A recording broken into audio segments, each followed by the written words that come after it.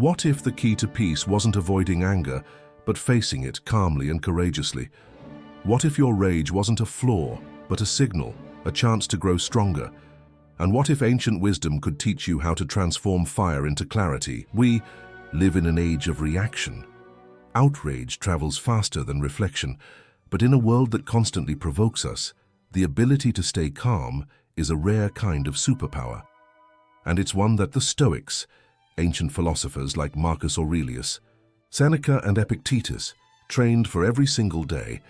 This isn't about suppressing your feelings or becoming emotionless. It's about reclaiming your agency. It's about stepping into the space between stimulus and response, and choosing wisdom over impulse.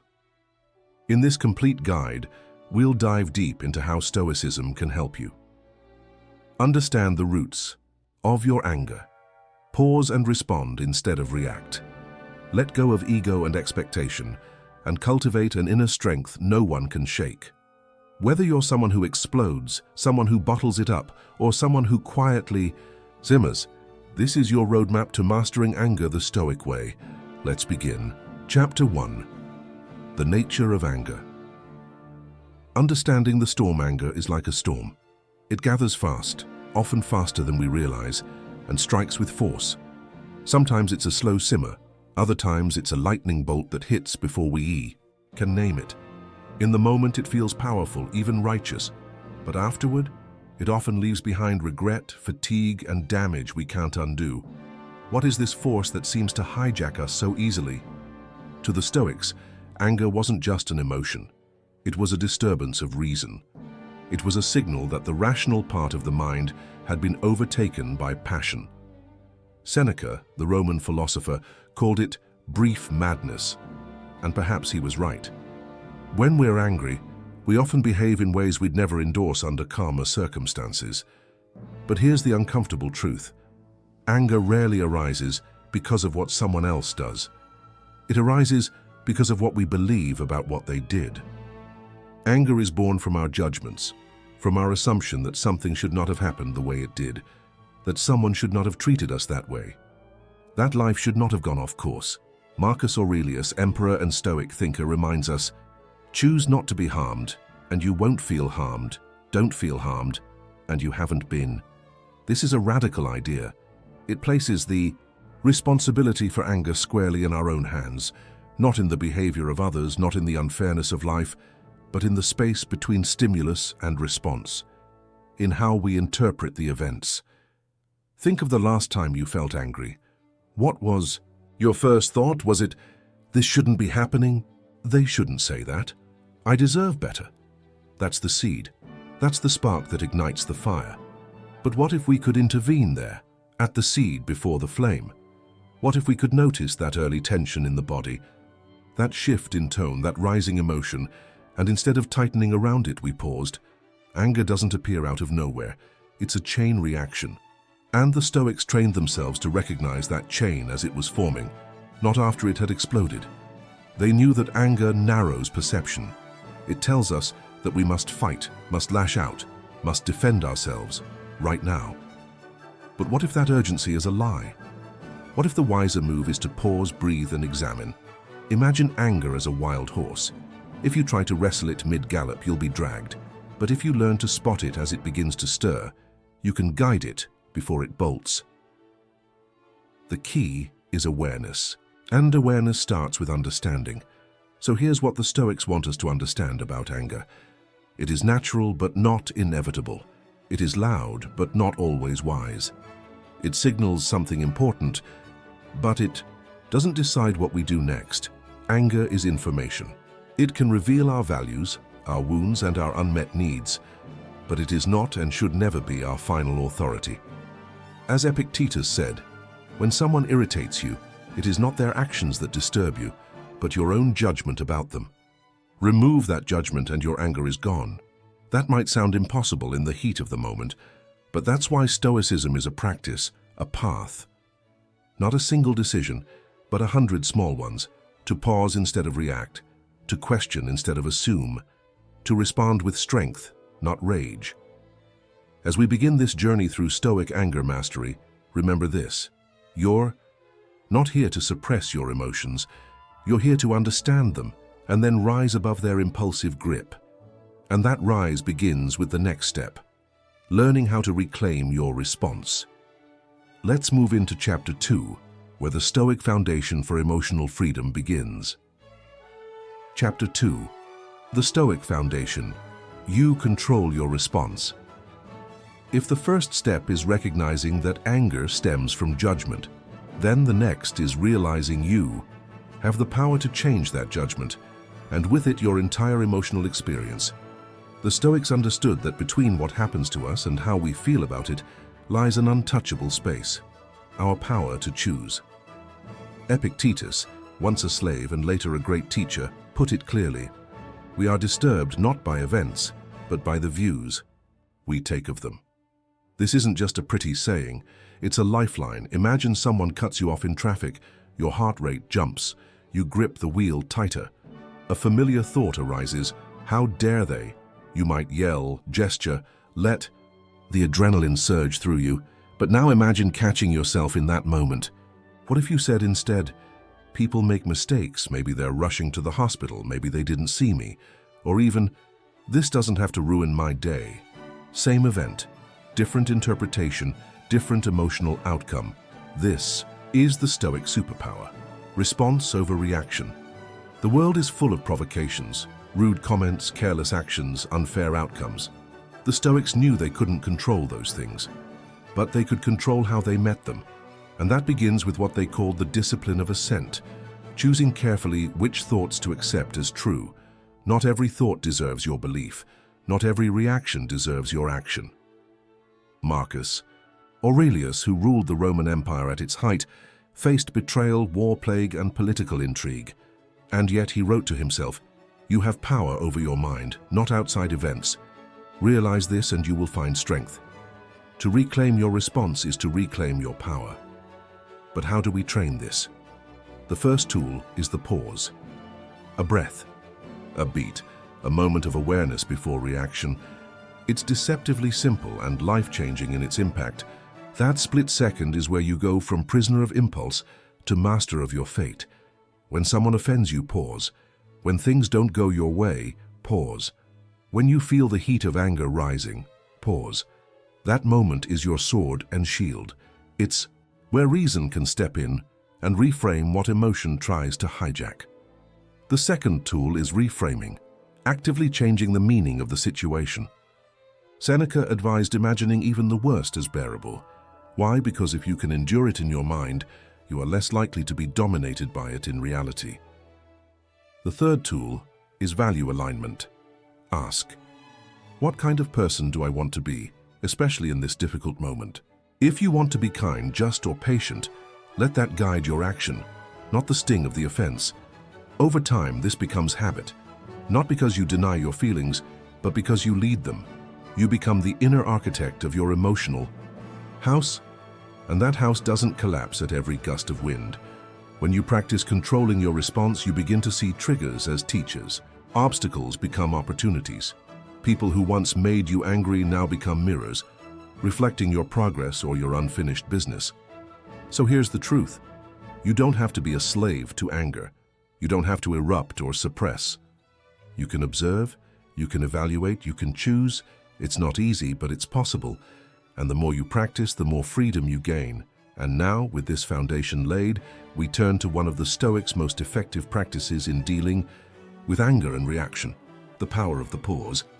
Let's explore that pause in detail and how it becomes your greatest ally. Chapter 3. The Power of the Pause. With the understanding that we can choose our response comes a powerful tool, one that acts as a gatekeeper between our impulses and our values, the pause. The Stoics believed that the pause is where reason reclaims control. It's in that brief, fleeting moment between the stimulus and the reaction that our character is revealed. Anger is fast. It demands urgency. It shouts, "Do something now." But wisdom whispers, "Wait." Let's say your partner says something that stings. Your initial urge is to bite back, to defend yourself. Your ego rises, your heart races. But instead of speaking, you pause, you breathe. You observe your anger like a scientist studying a flame, not to extinguish it immediately, but to understand it. That's the beginning of freedom. Epictetus taught his students to be like actors who don't improvise impulsively, but choose their lines with care. It is not things themselves that disturb us, he said, but our opinions about them. And we form those opinions in haste unless we slow down. The pause can take many forms: a single breath, a step back, a delay in replying to that message, a quiet walk before a hard conversation. In each case, you're doing something radical, refusing to let the emotions steer the ship. But why is the pause so hard? Because anger feels productive. It gives us a sense of power. It creates the illusion of action and clarity. But it's a false high. After the surge fades, we often regret the damage, the words we said, the bridges we burned, the peace we gave away. The pause gives us space to ask, what outcome do I really want here? Will reacting help me get closer to that, or pull me further away? Imagine an archer pulling back the string. Without pause, there's no aim. The pause is the aim. It centers you. It sharpens your vision. It ensures that when you act, it is by choice, not compulsion. Marcus Aurelius in his Meditations wrote, "When you wake up in the morning, tell yourself, the people I deal with today will be meddling, ungrateful, arrogant, dishonest, jealous, and surly. But I have seen the beauty of good, and I am determined to act on the basis of that." This is preparation. It's also pause in disguise. When you anticipate difficulty, you're less surprised when it arrives. And when it does, you're ready with composure, not combat. Practicing the pause is a daily discipline. Start small. Pause before you open your mouth when you're frustrated. Pause before you send that email written in anger.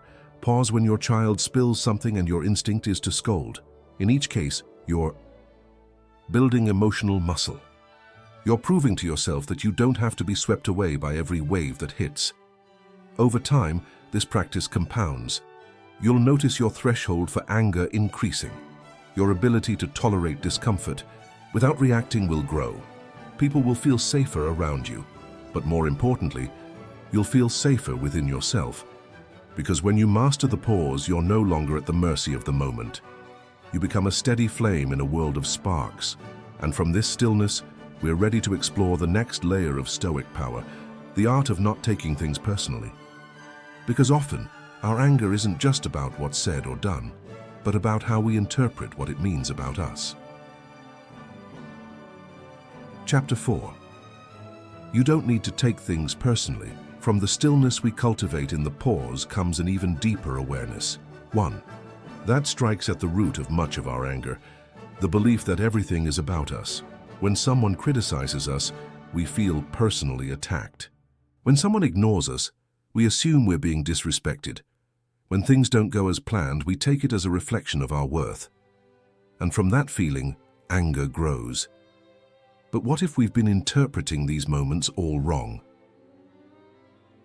The Stoics believed that taking things personally was one of the fastest ways to lose your peace. Because when you personalize everything, you hand your emotional well-being over to everyone else. You become a puppet, tugged around by every careless word, every perceived slight, every moment of rejection. Epictetus reminds us, remember that it is not he who gives abuse or blows who insults, but the view we take of these things as insulting. In other words, offense is not in the act, it's in the interpretation. Imagine someone calls you a fool. Do you become angry because it's true? Or because you think others will believe it, or because your pride is wounded? Regardless, the comment only holds power if you accept it as an insult. The power of not taking things personally lies in choosing your lens. You begin to ask, is this about me or about them? A rude waiter might be having a terrible day. A boss's criticism might stem from their own insecurity. A friend's coldness might have nothing to do with you at all. When you shift your focus from self-centered interpretation to neutral observation, you reclaim emotional clarity. Seneca, in his essay on anger, described how even animals lash out when they feel threatened, but humans have the power to reflect before retaliating. And that reflection starts with asking, why am I taking this so personally? Often it's because the insult strikes a nerve, an insecurity we already harbor. If someone calls you lazy, and deep down you fear you are, anger rushes in to defend. Your ego. But if you're secure in your values, if you know who you are, those words bounce off. You don't need to defend what's not threatened. This is where Stoicism calls for courage. The courage to examine your wounds instead of projecting them. To admit, yes, that stung. Why? What belief did it challenge? And in doing so, you turn anger into insight. You also stop expecting the world to treat you fairly. Not because fairness doesn't matter, but because expecting fairness in every moment is a trap. As Marcus Aurelius said, you have power over your mind, not outside events. Realize this and you will find strength. Not taking things personally doesn't mean becoming indifferent. It means choosing peace over ego. It means understanding that you don't have to engage every provocation. You don't have to attend every argument you're invited to. When you stop personalizing the world, you start perceiving it more clearly. And from that clarity, your anger has nowhere to cling. It dissolves, not because you suppress it, but because it loses its fuel. So the next time someone says something sharp, pause. Ask yourself, is this about me or is this about them? And even if it is about you, can you hear it without letting it own you? This kind of detachment isn't cold. It's powerful. It allows you to remain grounded while others spin. It turns your inner world into a sanctuary, not a battlefield. And from this sanctuary, we're ready to take the next step, transforming anger itself into growth. Not managing it, not avoiding it, but using it as fuel for deeper understanding, self-awareness, and resilience. Let's move forward into that transformation. Chapter 5. Transforming anger into growth. We've explored how much of our anger is born from misinterpretation, ego, and misplaced expectations. But what if we flip the script? What if instead of treating anger as something to be feared or suppressed, we saw it as an invitation to grow? The Stoics didn't pretend emotions didn't exist. They didn't aim to be robots. Instead, they aimed to train the mind to meet emotions as signals, not masters. And anger, perhaps more than any emotion, is rich with information about what matters to us, where we feel threatened, and where we still need healing. Anger can be a spotlight. It shines on areas of our lives that are out of alignment. It reveals values we hold but haven't honored. It shows us boundaries we've ignored. It draws attention to wounds we've hidden. Marcus Aurelius often reminded himself that when others behave poorly, it's not a reflection of him. It's a reminder to hold fast to his own principles. He would write, "The best revenge is not to be like your enemy." In that line is a subtle but profound truth. Anger is a chance to return to yourself. Instead of lashing outward, Stoicism invites us to turn inward. Why did that person's comment hurt so much? Why am I so reactive in this situation? What am I protecting? What part of me feels unseen, unheard, or unloved? In asking these questions, we shift from blame to responsibility, from victimhood to agency. And in doing so, we begin to work with anger rather than be worked by it. Seneca, in his writings, often compared anger to a fire. Left unchecked, it consumes. But contained and directed, fire gives us light, warmth, energy. Anger is the same.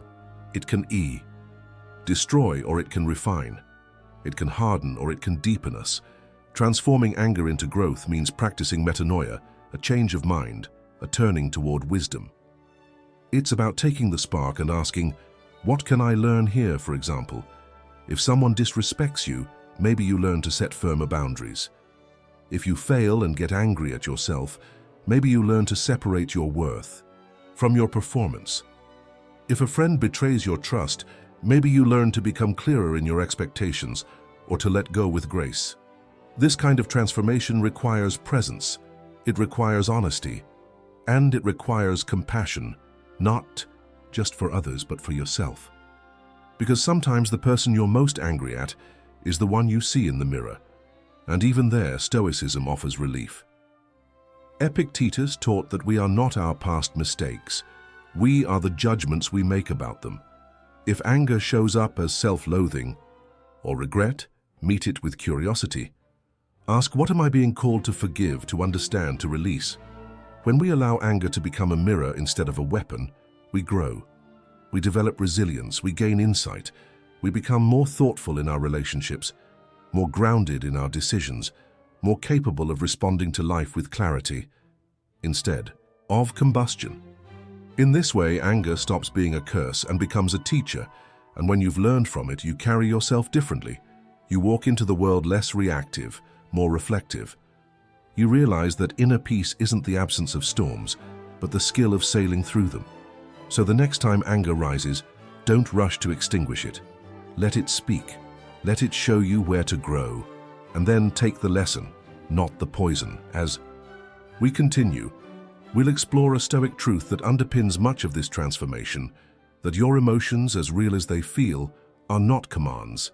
They are messengers, not masters. Let's now turn to that powerful insight. Chapter 6. Emotions are not instructions. As we've just seen, anger can be transformed. But to do so, we must first understand the nature of emotions themselves. And the Stoics were crystal clear on this. Emotions are not instructions. They are impressions, temporary visitors, and sometimes deceptive messengers. Too often we act as if every feeling demands a follow-up. We feel anger, so we lash out. We feel anxious, so we withdraw. We feel offended, so we retaliate. But this chain is not inevitable. It only feels that way because we've rehearsed it for so long. Epictetus wrote, "If you want to improve, be content to be thought foolish and stupid." Why? Because growth often requires you to act in ways that contradict your immediate feelings. Stoicism teaches us to pause and examine our feelings, not obey them blindly. Let's reframe emotion. Think of it like a notification on your phone. It pings you with a message, but it doesn't decide your response.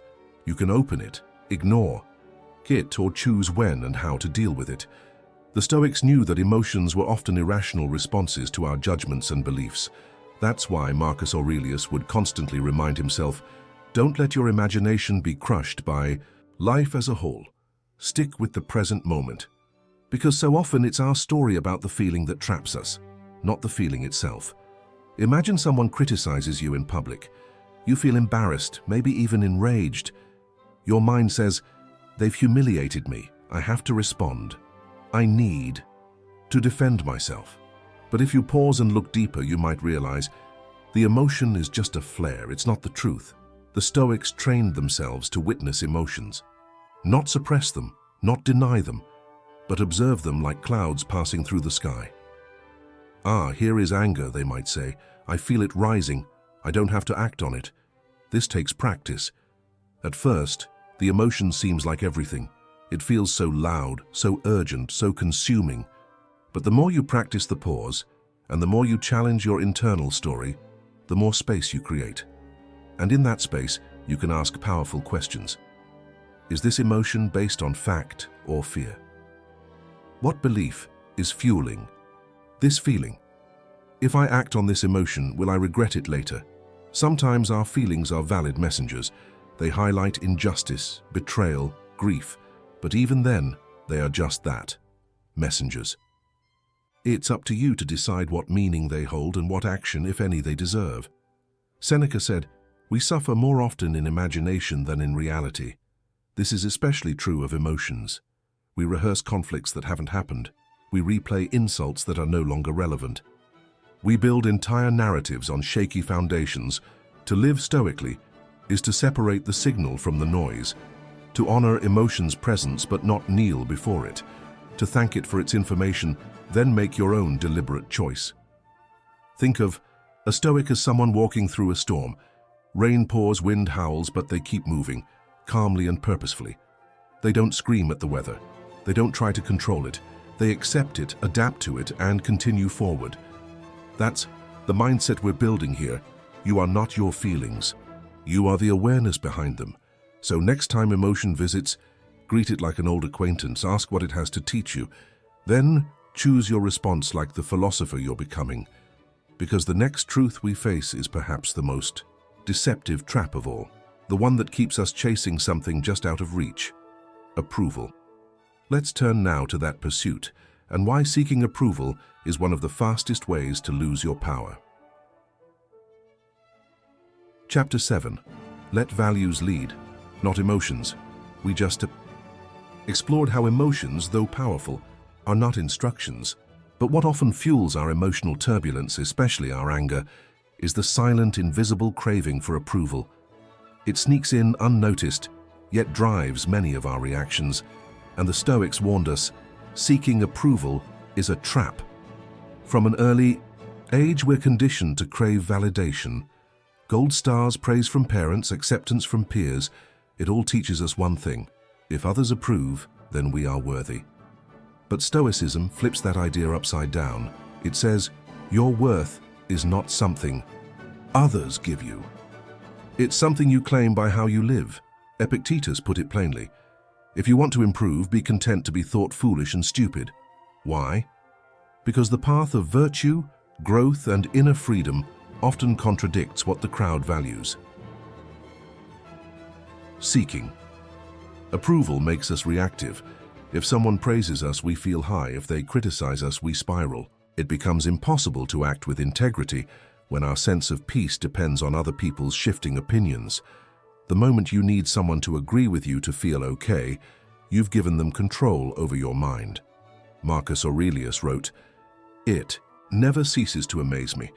We all love ourselves more than other people, but care more about their opinion than our own. We suffer not because people disapprove of us, but because we believe their disapproval means something about who we are." That's the trap, and once you see it, you can escape it. You escape it by asking, well, am I living by my own values or someone else's expectations? Would I still do this if no one clapped?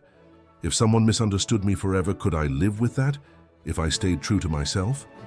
These are not easy questions, but they are freeing. Let's take a common example: social media.